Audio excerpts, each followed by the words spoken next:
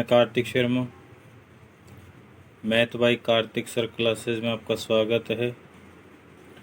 आज अपन बात कर लेते हैं क्वेश्चन नंबर 9 की, जो बहुत ही अच्छा क्वेश्चन है। तो देखिएगा क्या है।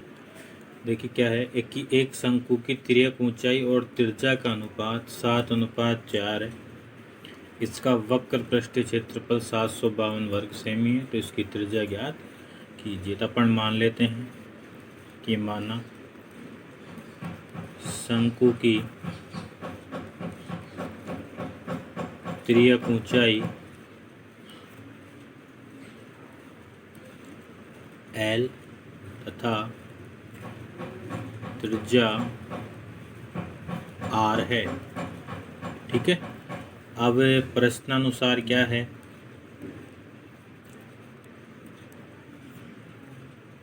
तिर्यक ऊंचाई और त्रिज्या का अनुपात। तो तिर्यक ऊंचाई क्या है L और त्रिज्या क्या है R। इसका अनुपात कितना है 7/4। अपन यहाँ से क्या काम करते हैं, L का मान निकाल लें। L का मान क्या आएगा 7/4 और R गुणा हो जाएगा, वज्रगुण जिसको अपन बोलते हैं। इसको नाम दे देते हैं समीकरण नंबर 1। ठीक है, यहाँ तक दिक्कत होनी नहीं चाहिए। अब इसी प्रकार प्रश्न को अपन को दे रखा है। प्रश्न में क्या है कि शंकु का वक्र पृष्ठीय क्षेत्रफल, शंकु का वक्र पृष्ठीय क्षेत्रफल कितना दे रखा है 752 वर्ग सेमी। अब आप जानते हैं शंकु का वक्र क्या होता है, पाई आर एल बराबर 752। मान किसका निकालना है, त्रिज्या का। तो यहाँ त्रिज्या तो बताओ, मतलब सेप रखो। एल को हटाओ, एल कहाँ से हटाएंगे, समीकरण 1 से एल का मान समीकरण 2 में रख दो।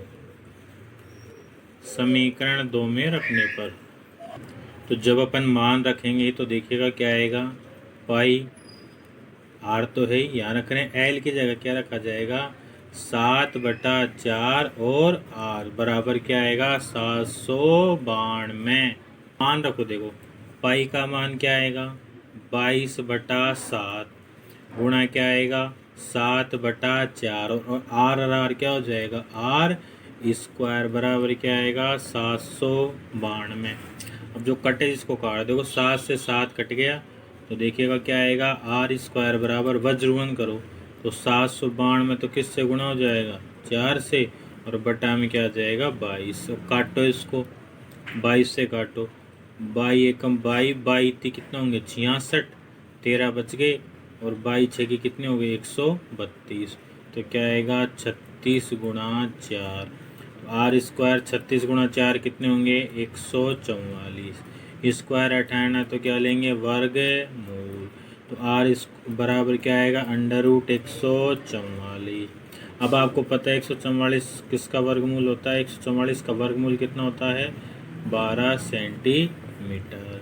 तो क्या आ गई ये शंकु की त्रिज्या। तो ये कौन सा क्वेश्चन था आपका, क्वेश्चन नंबर 9 पूरा हो चुका है। अब अगला क्वेश्चन देखिएगा, क्वेश्चन नंबर 10।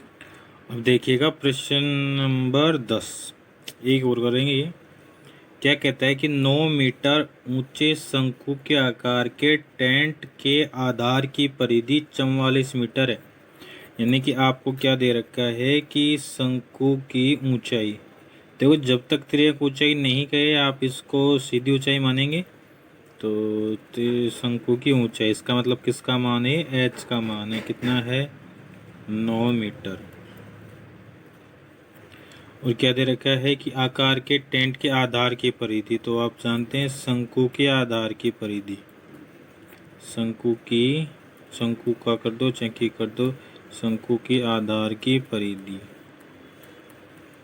आधार की परिधि कितनी है 44 मीटर। अब आपको पता है कि भाई शंकु का आधार कैसा होता है वृत्ताकार। तो इसका मतलब किसका मान है 2πr का मान कितना है 44। यहाँ से r का मान निकालते हैं तो देखिए कैसे तो कैसे निकालते हैं? 2 पाई का मान आपको पता ही है 22/7 आर बराबर कितना है 44। तो आर बराबर क्या आ जाएगा बताओ?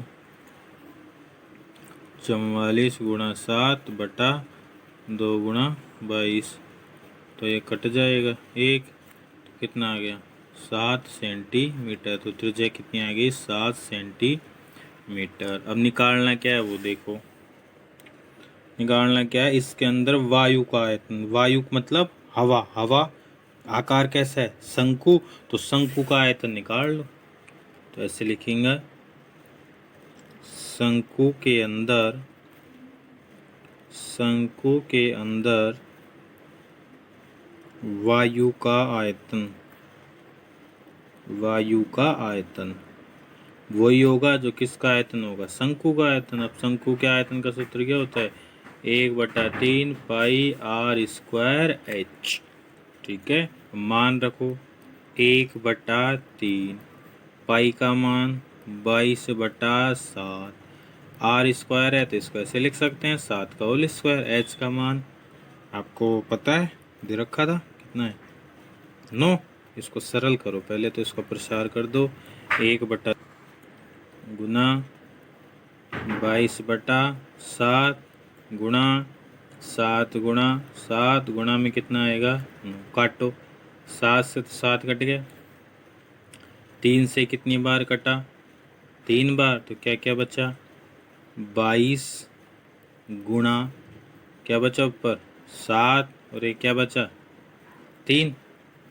तो क्या है बताओ 22 गुणा 7 या 21, गुणा करो 21 दूनी 42।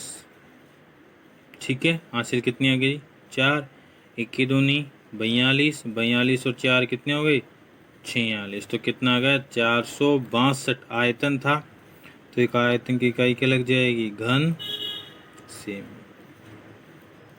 तो ये क्या आ गई शंकु के अंदर। तो आप लोग इसको ऐसे लिख सकते हैं शंकु के अंदर